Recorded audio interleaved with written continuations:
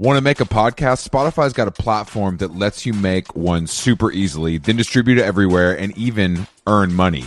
We like that. All in one place for totally free. It's called Spotify for Podcasters, and here's how it works. Spotify for Podcasters lets you record and edit podcasts right from your cellular telephone or your computer, so no matter what your setup is like, you can start creating today. Then you can distribute your podcast to Spotify and everywhere else, those other places that podcasts are heard. Video podcasts are also available on Spotify, and when you want to take conversations with your fans to the next level, Q&As and polls are the best way to get them talking. With Spotify for Podcasters, you can earn money in a variety of ways, including ads and podcast subscriptions. And best of all, it's totally free, zero catch. We've been using it ever since we started How Long Gone. And ever since I discovered Spotify for Podcasters, I feel like having the option of turning off the Q&As and the polls on the user dashboard has really helped boost my creativity and take it to another level. I highly recommend giving it a try. Download the Spotify for Podcasters app or go to www.spotify.com/podcasters to get started.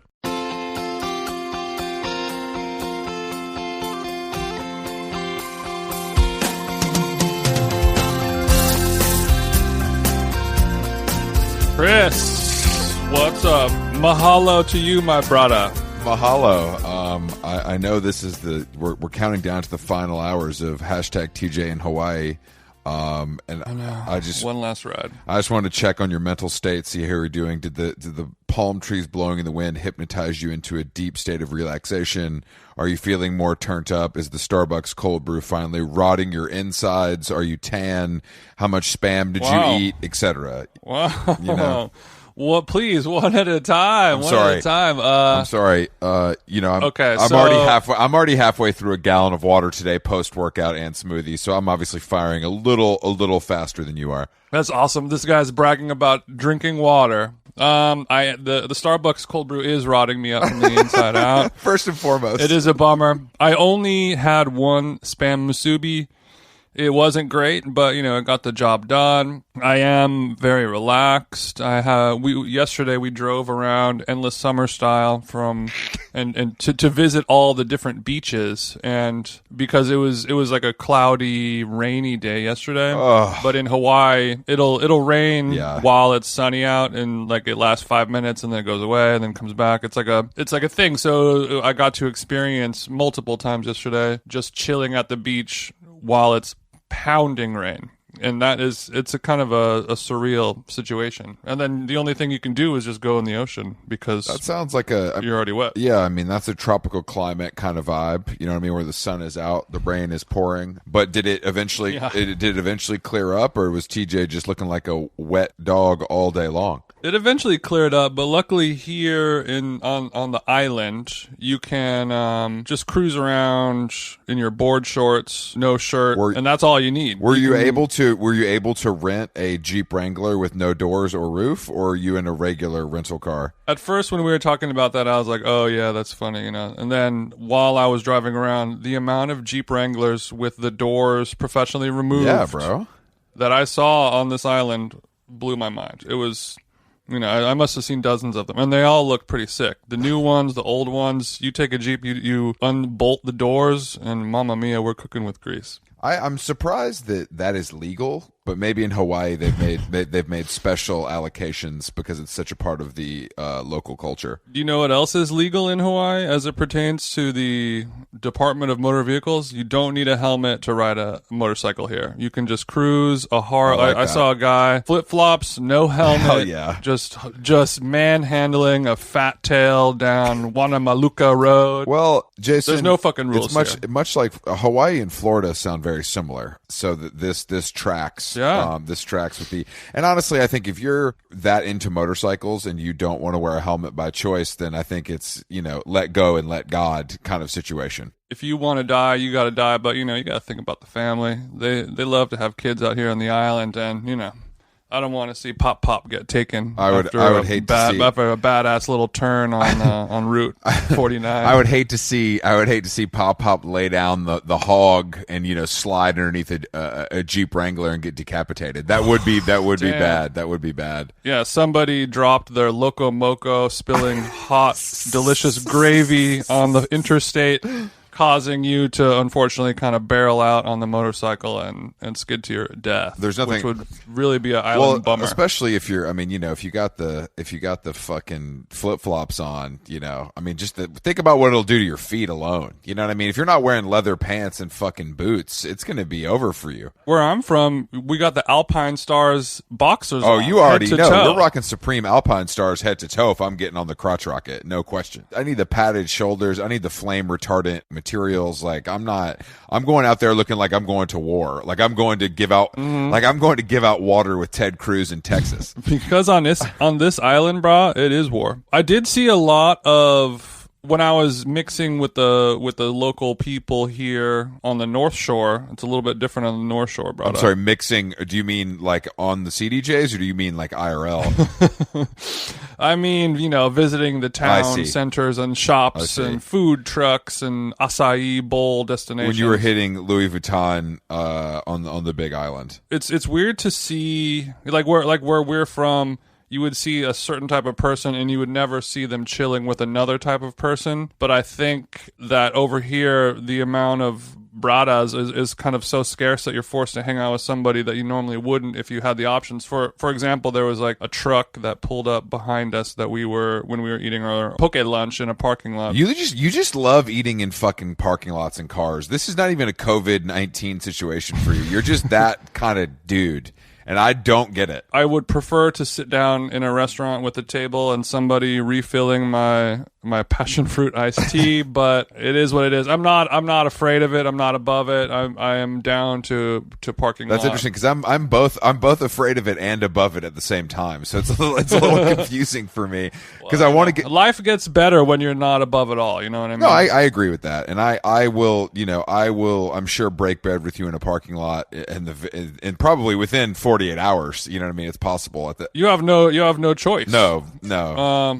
But the world is healing. But so like there's like an SUV of some type, you know, with like a surf rack on it, and the people inside were like two kind of, you know, alternative chicks. They had a bunch of stick and poke tattoos. They probably had armpit hair, and you know, they were seemingly liberal. Are you saying that? Like kind are you of saying that stoner chicks, surfer people? Are you saying that Ella Imhoff and her friend were in Hawaii when you were in Hawaii? It was much more, you know, Urban Outfitters. I got my first Burger Record 7-inch kind of energy. Okay. It wasn't the coolest people, but you could tell by their vibes that they were like kind of like stoner, hippie, liberal arts types of chicks. They dipped their toe in the Mac DeMarco pool and they liked the temperature. Right. So we see these people and like, oh, you know, there's some, you know, coolish people here. You know, it's kind of nice. I feel comfortable and chill. And then a guy that they were meeting arrived, and the guy, he looked like a full TikToker from afar. He had like the poofy hair in the front.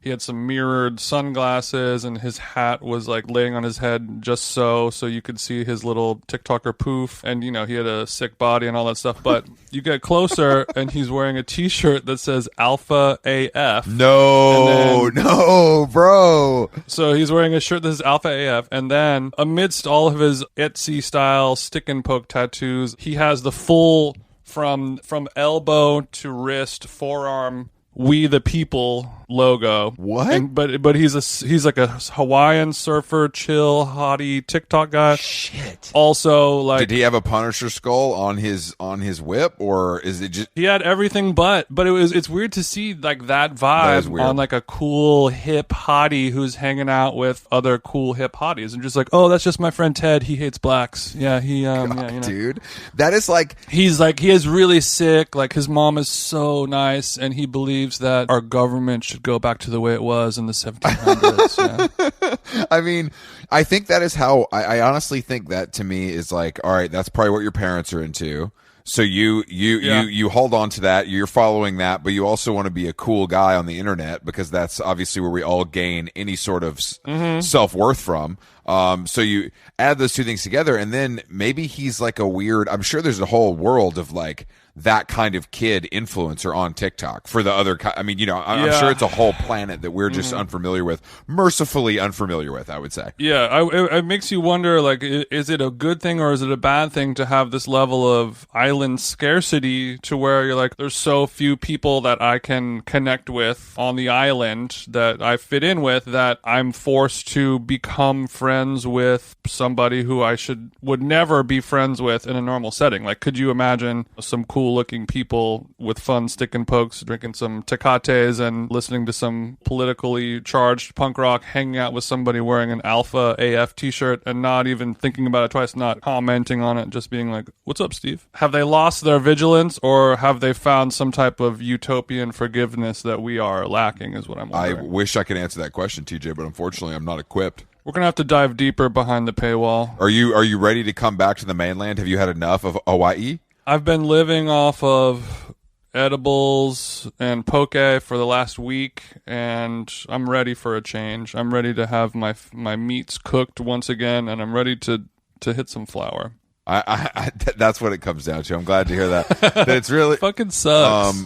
Do you think so after this extended stay, and knowing me, your friend and co-host, what do you think about me in Hawaii? Is it a good idea for me, or do you think I should stick to what I know?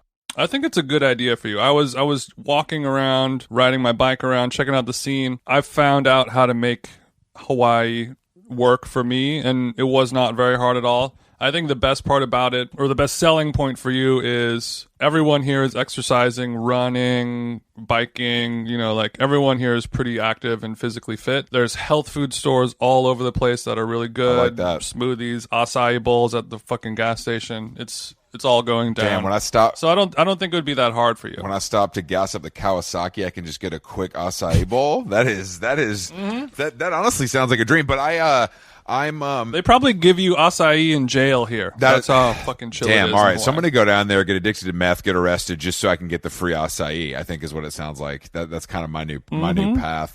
I've seen so many people exercising here actually lately, and I kind of forget. And it's just, honestly, it warms my heart to see people jogging. You can tell that it's like new to them. I'm not exaggerating. Like, don't do a sneak diss. No, shade. I'm really not. You picked up running. That's cute for you. No, I'm really. But this has been my fucking life for years. No, I'm actually serious. I think it's really important. Okay. I think physical activity is like more important than it ever has been. And I just honestly, like, people, I know that running is daunting and it sucks. And like that period, like, I think it's very easy to go back there mentally for anyone who runs now. So when I see anybody attempting that and like going through it, I'm very happy, because I think that they're starting down a path to a better life. Mm-hmm. They're not taking the easy path; they're taking the right path. Exactly, Jason. Much like the path with the Lord. And that's why I brought my jump rope to Oahu. You didn't use that jump rope once, did you? That is correct. I did not use it once. I knew it. The only time I touch it is when I had to move it out of the way to find more board shorts in my suitcase. What are you going to do? I mean, look, I'm not surprised. I know that you're not quite as fitness committed as some people on this podcast, but I think you go through phases, and you bring other things. You also bring other stuff to the table. So that's nice. That's kind of all I have to talk about. So it's good that you have other stuff going on.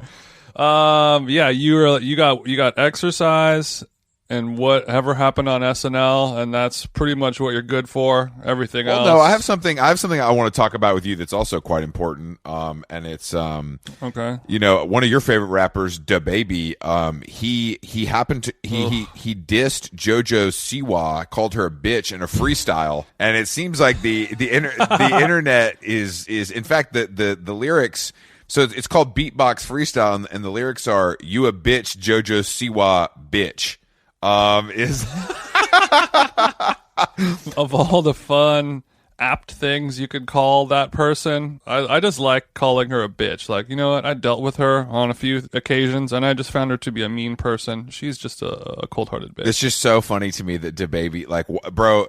I mean, see, DaBaby is over. The baby's over, but just like like what dude, like how on all, I mean, it's Meek Mill's, look, we don't know what he went through. We don't with her. I mean, we need to believe DaBaby and listen to the people who have suffered at the hands of JoJo. I mean, I've suffered by seeing her all over print Tesla SUV with her face on it at the valet at the Americana in Glendale, and it was cursed. I think you were with me. Dead ass, that was not the first time that I saw that cursed Tesla at that same Americana valet. I've seen it multiple times. I think she, like, her captivator who releases her for 1 hour a day. I haven't seen that. I mean, I didn't know who she was. Like, I at that point, because that was a couple years ago, I was like, I actually don't know who she is. She was like a child on a dancing show, and then she grew up, and now she's a lesbian. Is that what the vibe is? I'm pretty sure that's the breakdown, but I think she's also just a YouTuber. I think that's really where the fame is from. You know, much like you and I,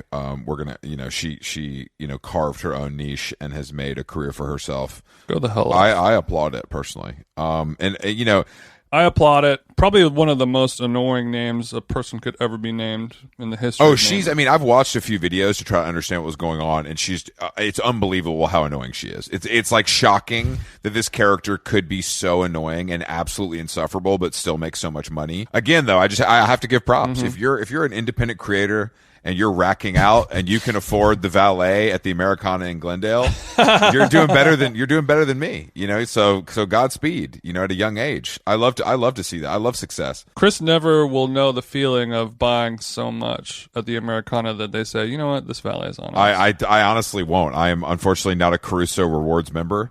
And I don't have the app, you know, none of that stuff. I'm getting sick and tired of carrying you on this podcast. Dude, I know, I'm sorry. I actually apologize. But yeah, I mean, I also, you know, yesterday I woke up in just a state, you know, after my sprints. Y'all, I'm in a state. I'm today. just in a damn state. You know, the failing Diet Prada, which we've discussed many times on this program about how pathetic that is. They came for one of our own, TJ. And I was just not happy, you know. I was not happy about it. And you know, what are we gonna do about it, Chris? I mean, honestly, nothing. But I do think that Diet Prada, you know, coming and like honestly, like getting a little unhinged on former How Long Gone guest and writer Rachel Tashin. If you're an account with that many followers and you start screenshotting comments and putting them on their story, you're pathetic. That's like the number, like that's crazy to me. Like you have a half of it, like you don't need to do that. If that's what you need to make your case, then I feel like it's a little bit of a stretch. So, you know, yeah. I was just reading comments about, you know, sewists being offended and quilts being co-opted and Bodhi, blah, blah, blah. I don't understand how anyone can care about that if that's not their direct job. Do you know what I'm saying? Like, I don't know if you're just like a person who is tangentially likes fashion or like buys clothes. How can you actually care about some surfer bro making quilts that look like Bodhi quilts and writing like impassioned comments on the internet? Like, how could you care? It's crazy, dude. It's fucking crazy.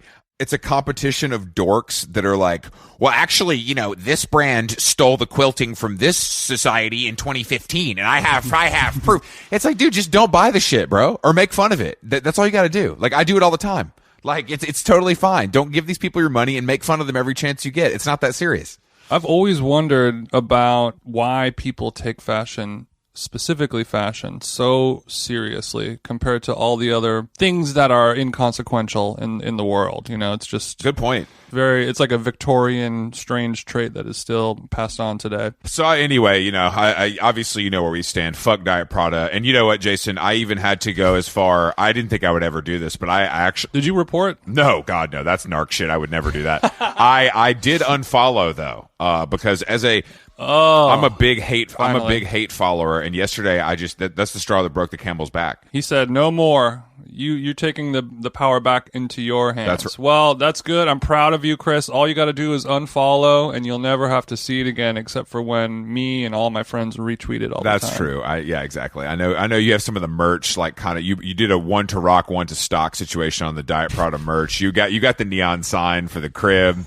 So it's, you know, if Diet Prada wanted to come on the pod, would you let them or no? Those nerds couldn't handle the smoke, bro. They're fucking shut-ins. It's like two dorks that aren't successful successful. What do they have to talk about? Well, I did find some memes today. I talked about Anne Hathaway. It's like they have nothing to talk about. It's just so irrelevant. And I feel like the tide is going to turn and take I think that the charm has worn off in society in general. Fuck all shut-ins. Yeah, well, the people who matter will stop following, and then it will lose power. You know what I mean? Or stop talking about it, I think. It's like... The journey begins with one step, and you unfollowing was that. So I'm sure, once this episode goes live, it'll send ripples through their follower count. Through the community. Yeah, it'll be a 300 style bloodbath, an all-out war decimating their followership. I heard a story last night about Gerard Butler, actually. Speaking of 300. Big GB. The GB was truly a stick man of a level where he showed up to a party in a tracksuit and within hours had sex with a practicing lesbian in the bathroom and she didn't know what happened. She was like, I don't know what happened. I don't like men. He's just too powerful. Like the appeal of Gerard is too powerful. And Gerard's like, I roofied her. I don't really know. I don't get it. Like, I showed up to a party wearing track pants. Of course I roofied her. Who else possesses that skill? I think, and also the audacity. I think to deflower a lesbian. Maybe DiCaprio in his prime. Yeah, because I could see Brad Pitt doing that, but it takes a certain kind to want to turn. That's true. Somebody well, I don't sexually. know, but I don't think it was like a turn situation. I think it was like, I'm a man, you're a woman. Yeah, and like we talked. I'm not even going to ask if you are attracted to men or women. Yeah. I'm just going to put my penis in you. Yeah, it was consensual. Of course. But I didn't know because I was thinking about Gerard and I was like, what? I don't think I've ever seen that guy in a movie. Like I don't really know anything about him except that he seems like a stick man. He does. I don't know anything. I find that happening to me a lot, Jason, where I'm like, I really am familiar with someone's fame, but I'm just not. I'm like, I don't even know what they're in, or I've maybe never seen them in a film or television show. You could see a photo of them and be like, oh, that was taken in 2017, leaving Fred Siegel. Here's the photo credits, blah, blah, blah. And you're like, name one movie they're in. And you're like, what? Yeah, these are movies? I don't know. That's just not my problem. You know what I mean? It's not my problem. But,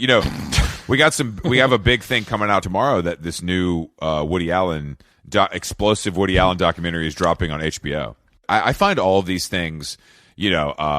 much like the Reply All Bon Appetit podcast, it's just like I forgot about that. I think we know. I just feel like everything's already out there. Like unless there's truly new information, it's just presented in a better way, I guess. Like in a more like entertaining way, for lack of a better term. Obviously, it's like the subject matter is very dark, but a documentary is a documentary on HBO is much more appealing and probably even subscription service aside.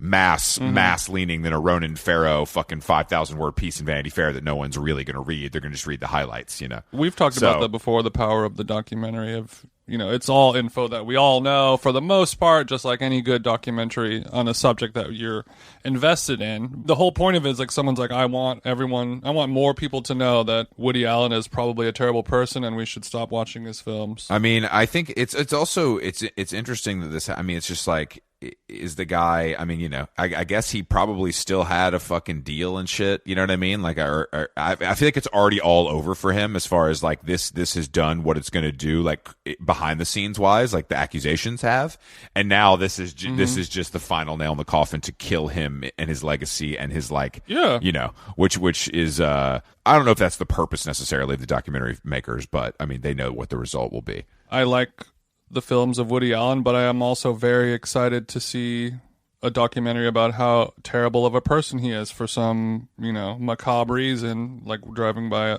a car accident. It's that. And you just want to see someone's life systematically taken apart by some editors. Well, Mia Farrow is also insane, so that will be a bonus. So we'll see. It'll be damn okay. The score one for Team Woody. No. I just think that she is unhinged in a way that will make this. It ain't helping her story is what you're saying? It's not helping her story. No. There's a, I think that obviously, marrying your stepdaughter doesn't help your story either. So it's not an equal match by any means. It's not looking good for Woody, but it's just one of those stories that people really care about, and I find it so interesting that it's gone on for this long without any finality. You know what I mean? It's like this has been going on. Mm-hmm. This has been going on for literally at least 10 or 15 years. Like this being out as a public thing. Some bolts take a little extra elbow grease to unscrew, man. We take down Weinstein, then we take down Epstein, and then we take down a third Jewish person. Yes, yeah, that's right. And but it's weird because I think about that all the time. Of like, I like the music of Chris Brown. I like the films of Woody Allen. These people are most likely terrible human beings. They've done a lot of evil in the world, but I still think it's funny to support them or whatever, only because it has not affected me personally. And then as soon as, something bad or terrible happens like this where it affects me personally or someone that I love, then instantly you're like, oh, I empathize with everyone else who is sad and affected by this, and I don't think it's funny anymore, but it really takes us a personal connection like that to put your foot down and stop making Team Breezy jokes, but haven't reached that point You'll yet. never reach that point. But, there's some other stuff I'm outraged about this week is, Amazon giving Donald Glover an 8-figure deal. Can you imagine that? And then he goes and hires. Well, tens of millions ain't that much now that I think about it. Well, I mean, it's too much for him because he's done one show that's palatable, and then he's made some bad music, and he hired Malia Obama to be in the writers' room already. So people are upset. They're calling for so they're saying this word nepotism, which I didn't know. I've never experienced that, Jason, because unfortunately I didn't choose to get into the nursing or accounting field. But apparently it's a disease that Hollywood suffers from, where if your parents are famous or rich or in the business, then you will get a job you might not be qualified for, as like a favor. So if you, maybe, I don't know, I'm just thinking out loud, maybe if your dad was the president of the United States for 2 terms and then you went to Harvard, people might answer your phone call more than others, is what you're saying? That's what it's looking like. Like I'm not an expert, and unfortunately, like I said, we on this podcast we've had to bootstrap this and really take it to the top without any digital panhandling or help from Joe Rogan or any other big podcasters. But it's look, Joe has helped us in ways not financially. Just like the Obamas, though, the Obamas getting their Netflix deal where like people think they actually do something. It's like, guys, they don't they put their name on something after they watch it and get $50 million for it, and that is a position that I would love to be in, and that's the position that being the president buys you. You know what I mean? It's I don't know. Barack might be in that cutting room, burning the midnight oil. Bro, the only thing Barack Obama's doing is smoking cigs, shopping on the Lululemon app, and playing basketball with his homies. He ain't doing shit, bro. And as fellow playlist curators, it takes a little bit of work to put together those playlists. That's a great point. That's a great point. And I, unfortunately, all of his playlists are trash, and ours are better than his every single week. So check out How Long Gone Radio. But if you think Barack Obama's banging Mac Miller in the White House, you're sadly mistaken. So I that's just that. But maybe he's like, Malia put me on to Mac, so I'm going to get her a job with Donald Glover. Maybe that was the trade. You think? Who would have guessed, or who would have known that of all the fun professions in the world, TV writers would be the most annoyed at life. They like to, oh my god, hype up and complain about shit more than almost any other job. All they do is complain. They're worse than essential workers. They're some of the least essential. They're workers. the least essential people on earth, but it's crazy. It's like, no, they really are the most angry. I mean, I think it's also good. Any TV writer listeking to this, suck my dick. Yeah, suck my dick. I'm sure. Yeah, write that into your fucking CSI. You losers. I'm sure that it's a thankless, difficult job, and I really feel for you guys, but also like season 3 of Young Sheldon, you try doing that. You try doing that. I mean, you try doing that. I think like any other collaborative job, it's much like a school project when you're put together with people that you don't necessarily trust or like. Somebody's going to do more of the heavy lifting than others, and that's just the nature of the beast. I mean, I've never been in a writer's room because you'd love it. I don't consider myself a comedian or an improver, but I do think we could do some damage in the writer's room, Jason. I think what if we teamed up to be a writing duo, and we like approached Hollywood and tried to get some gigs? What do you think? I mean, that is on my to-do list. Take over. So busy. Looked at jump rope podcast. Take over Hollywood. That's the list. It's looking pretty achievable in 2021. Mm-hmm.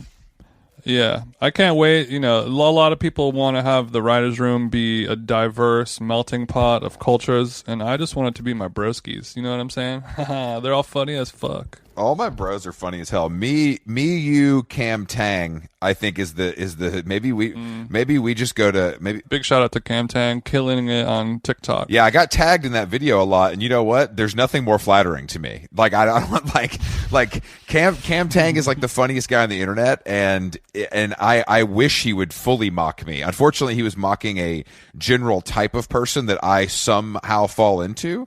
But a full CB roast where Cam dresses up like me, I would be honored. I would maybe even pay. Yeah, you might have to pay. And follow him, Cam Tang, on Twitter. He does a very funny satirical roast of basically us. Yeah. I mean, the version of us that is making fun of the alternative universe version of us, which is more or less just us. Mm-hmm.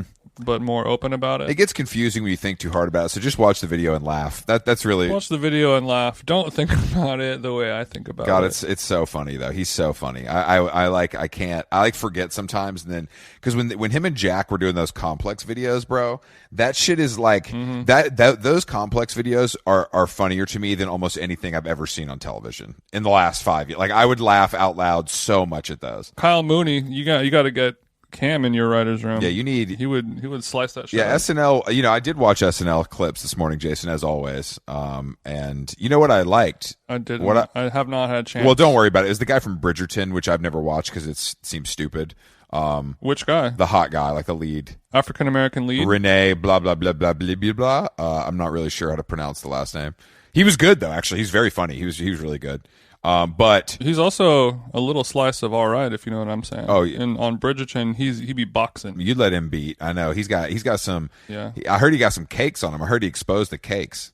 On Bridgerton. Chris, I'm not telling all my Bridgerton secrets. You're gonna have to watch to find out. I'm sorry. Thank you. Jason's in the pockets of big Netflix. The message boards would not like that. But Bad Bunny, our favorite Latinx freak, performed, and he did a song. Mm-hmm. You know what? Something I like that I haven't seen in a long time that I feel like used to happen when we were growing up is like it was him and Rosalia who had Rosalia who had the craziest fingernails I've ever seen on television.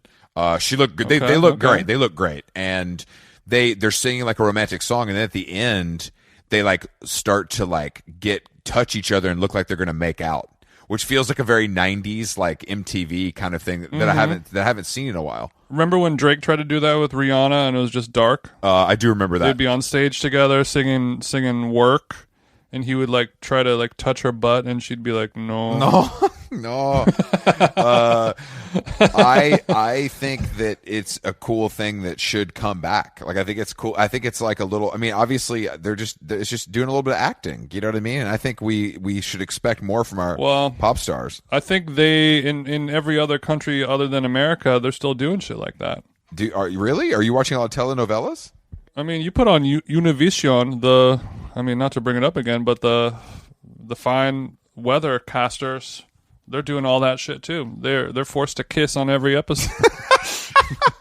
So you're saying you give the producers over there are like, hey, it sells. You give they're not wrong, but it is problematic if you ask me. You give the weather report, and then you just have to kiss the host at the desk before the show ends. Now a little kiss, huh? Everyone was objectified and treated poorly. I know you would love to be objectified, and that's something I try to do as much as possible. Doesn't really happen to me anymore as the years tick by. Well, you look 86, and you're so tall that it could be intimidating. So I see the problem there.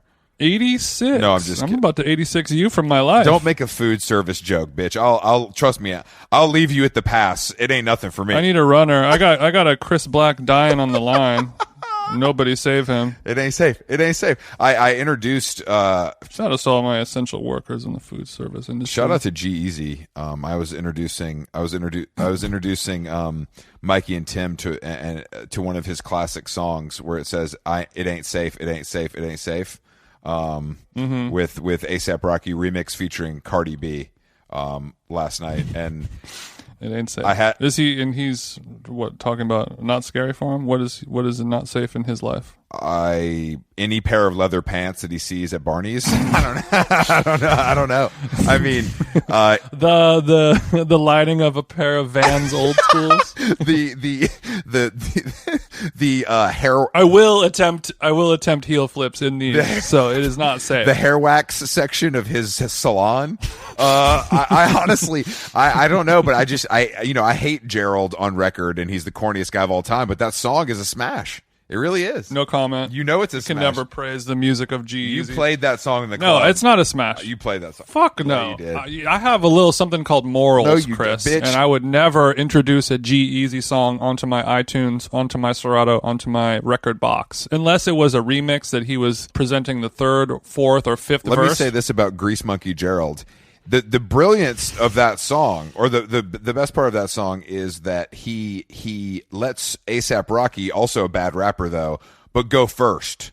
So people are like, this is a Gerald song, but he knows somebody is cooler and more famous than him, so he's going to put him on first, which I think is a smart. Do you think that Gerald made that decision, or somebody, some powers that be made that decision for him, perhaps? You know what, Jason? Regardless, the song came out with his name on it, so I'm going to say maybe an A&R executive from Interscope maybe made that decision. Or whoever produced the song might be like, "Yo, Gerald, check this out." Not unlike The Weeknd featuring Ariana Grande. Someone had the smarts to let Ariana take the wheel on that F1 and drive it home. So Texas, did the water? Are people okay in Texas now? I know that it's affected the podcast community. I saw my dog Harry yesterday. We went to I posted up at Burger Lords and hosted a few friends for our meal and coffee. Harry's from Houston, and he said it was pretty fucking lit. He said that his sister at one point was using snow to flush the toilet. Look, as somebody who's flushed a lot of snow down the toilet, it ain't easy. I didn't know you'd done that before. Wow, my cool Coke joke fell on deaf ears there. Oh, I thought you were referencing the time you were stuck at the lake house and you almost died.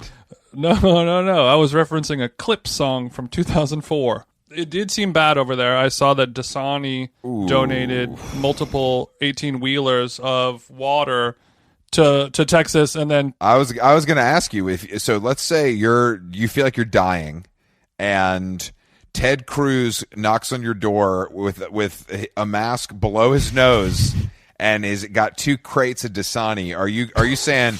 I'm below his nose. I'm straight, bro, or are you taking the Dasani from Cursed Teddy? It is funny to make Dasani jokes, yes, but when people say like, "Oh, like Twitter fried my brain," yeah, like, truly, this is a hellscape, blah blah blah, like situations like that are like, oh, it is real mental damage going on, because the first instinct of like, oh, these people are like dying, they're freezing of hypothermia, they have no running water, they have no heat, it's like a real serious issue.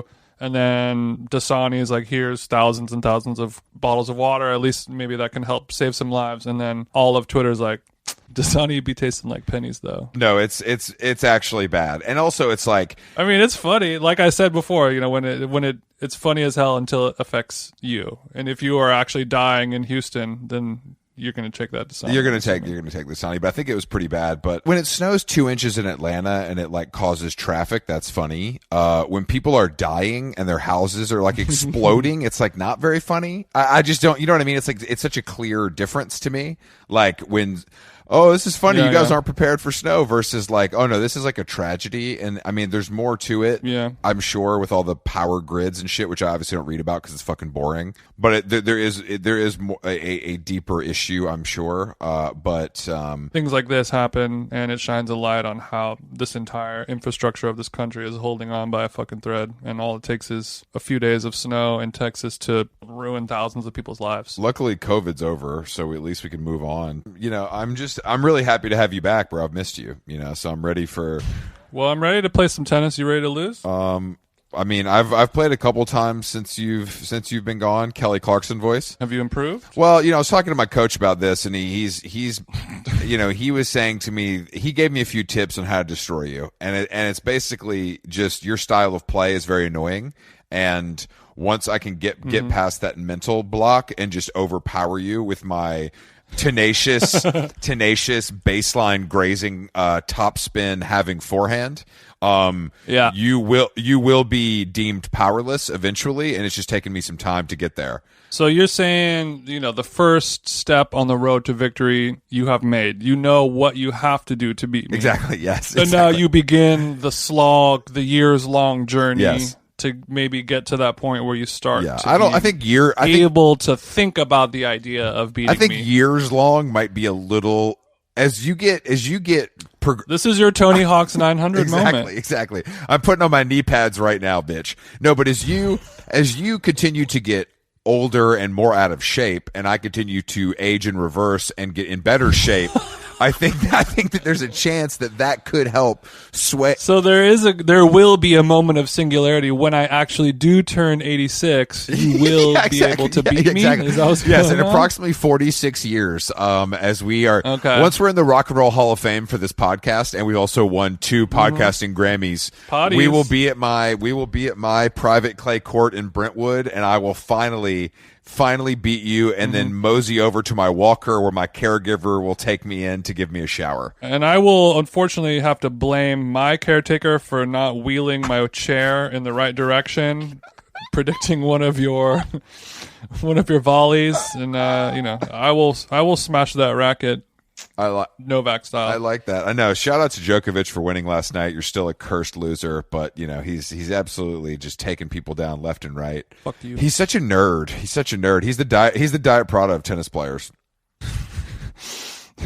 Damn. Yeah, sadly for you, I did spend my entire trip playing tennis alone every single day in a public park. That's cool. I just hit serves. So that was easy. I just hit serves. Thousands of serves were happening this week. Did you shirtless? I'm listening to pods. God, I'm listening to pump up music. I have many serves at my disposal now. You shirtless listening to Red Scare serving alone is like damn, that's a movie, bro. I'm glad. That sounds pretty sick, doesn't it? It honestly does sound pretty sick, and I'm happy that you were able to. Jealous as hell. I was over, it's me, all the park locals, all the homeless guys, all the people using the drinking fountain to wash their shoes. We're all posted up, and we're building, we're vibing. They're like, hey, that was a TJ, the slice. Can it get any slicier? And I'm like, how does your wrist feel? Because I find some wrist pain after stuff like that. Is it feeling strong? Even though my wrist is not thick or girthy whatsoever, it feels A-okay. Good. I'm glad you're healthy. That's what honestly I don't like when I know you were having a little knee problem. I don't like that. I like You don't like to win that way. I just like everybody to be healthy, because I think our bodies, like I'm having some weird foot stuff, like on my arch and like right where my toe connects to the rest of my foot, and I'm gonna have to see an acupuncturist.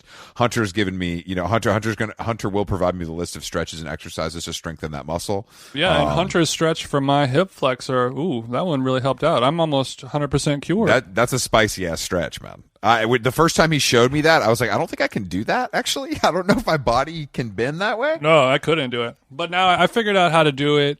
It's a lot easier if I have a little rail to grab onto. It's nice to use something for balance and then let that thing go mid stretch, because you find yourself grounded. It's like a stubborn cripple learning to walk again at the physical therapy. Exactly. I can do it. Yeah, I can do it, and you can. And I'm glad your hip flexor's open. I'm glad your knee's feeling good. One quick anecdote that really set me ablaze this week before we leave is that I did get a new car 1 week ago, and I got lightly rear-ended in Hollywood leaving a meeting, and I am just like it really put car ownership and how awful it is really back into perspective. I was feeling good. I'm like, oh, this car's nice. Everything works. This is great. And now I've got it's something that I need to take care of, but it obviously is very, very minor. And luckily I was with Dylan from Rebounder. None of us were injured. My neck is fine. Thank God. Yeah, his vocal cords are still intact. So it was one of those car accidents where it was minor enough to where you don't need to immediately go take it to a body shop and have it repaired, get the loaner car for 3 weeks type of shit. You're like, you could live with this probably. I can, but I don't want to. As a perfectionist, Jason, I like things to be crispy. Much like well, especially since it's a lease, you should get that sorted out sooner than later. We don't want anyone to think it's your fault. But it was upsetting, and it really made me feel like L.A. driving is as cursed as I thought it was. Damn. Well, I can't wait. Apparently, I do need to return to Los Angeles because it sounds like your life has been pretty boring without me. All the height of your activities was getting in a fender bender. So don't worry, Daddy's coming home. Yeah, we need you back. I need a home cooked meal, TJ. To be honest with you, is we're gonna need to do some suin this week, and I mean ASAP. Okay, this bitch needs a steamed vegetable bowl. I do. Exactly. I need TJ's touch. You want a big old trough of tahini, don't you? I do. Yeah, I need tahini. I did. So like I said yesterday, I did go to Burger Lords in Highland Park, the worst neighborhood in LA, and I posted up with your brother and Big Fred over at Burger Lords. I was able to treat friend of the show and mud can designer Sam Jane and his partner Jess to a goner meal. They both enjoyed it. Mm-hmm. I obviously did not eat one because it does not align with my diet. So, and then I went to my friend Harry came by, got him a coffee. So I got some real time reviews. But the coffee is we had a big day yesterday. It's Burger Lords. It has it. I guess now Burger Lords has cans on Monday, but the sell through online was pretty quick. It's gone, and then next week it'll be at Wild Air in New York. And Alimentari Flaneur. It's like a little farmer's market kind of cookbook style shop in New York.